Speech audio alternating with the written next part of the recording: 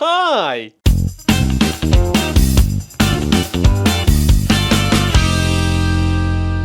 Eurovision is back! Everyone's favourite night of high camp pageantry is returning to screens very soon, and we personally cannot wait to see what amazing light shows, stage shows, outfits and songs will be in store for us very soon. Before then though, we thought we'd dig into the Eurovision vaults and pull out key pieces of trivia and facts to test your knowledge at home. Let's just hope you don't end up with nil point. Number 1! Every song in the Eurovision Song Contest has to be 3 minutes or under, which kind of makes sense when you think that at some point 26 countries compete, which would be a hell of a long night.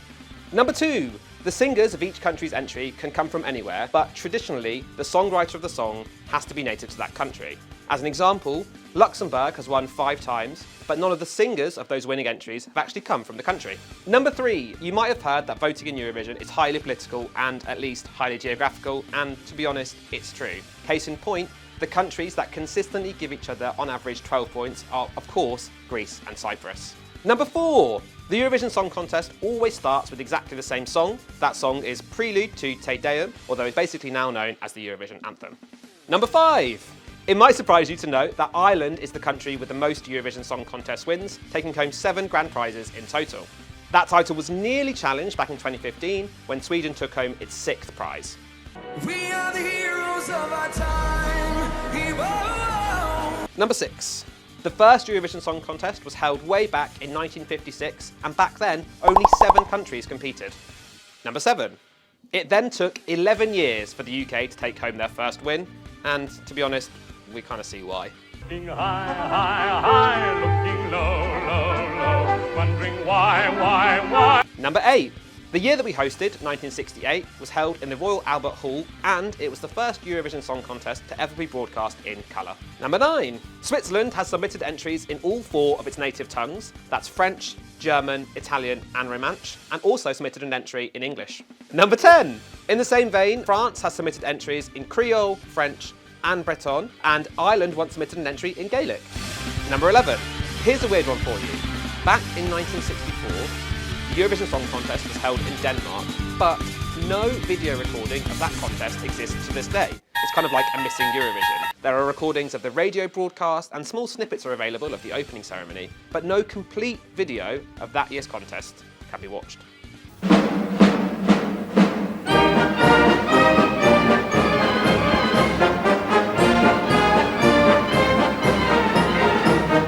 Number 12.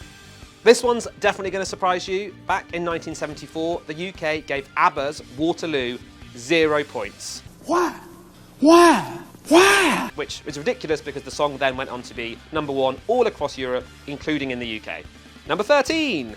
Did you know that viewers in Northern Ireland can vote in both the national finals for the UK and Ireland, but on the big night itself, their votes are counted towards the UK's total? Similarly, weird geography fact for you here, San Marino, although it has its own national entry in the Eurovision Song Contest, doesn't actually get to cast a televote on the night itself because all of its telephone lines are operated by Italy.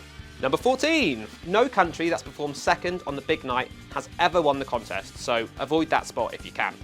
Number 15. All the way back in 1969, 4 countries won the Eurovision Song Contest, which is kind of ridiculous. You sort of think maybe there's a way they could have had a draw, some sort of RuPaul's Drag Race All-Stars situation, but no, they just gave the grand prize to 4 completely different countries.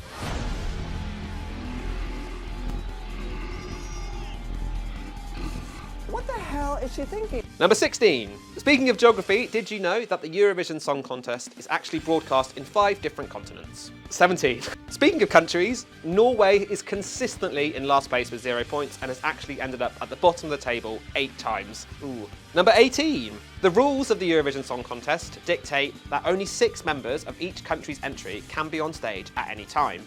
It actually used to be way less back in the 70s, it was like 3, and now you technically can have more than 6 performers in the entry, but they have to sort of be behind an invisible curtain or a wall, so if you have backup singers, they can't be on stage with the singer themselves. Number 19. This one you'll probably definitely remember, but back in 2015, Australia joined the Eurovision Song Contest for the first time, being invited as a guest country, despite being roughly 8,000 miles away from Europe, and that guest invitation extends all the way to 2023, so you won't be getting rid of those Aussies anytime soon. I don't want tomorrow.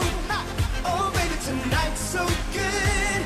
Tonight's so good. Number 20, bringing it all the way back to the UK now, you might be pleased to know that Ireland and Malta, on average, give UK the highest scores of any country entered into the competition, although don't get too excited because that's like 5.5 points each, but it's nice to know we've got friends somewhere.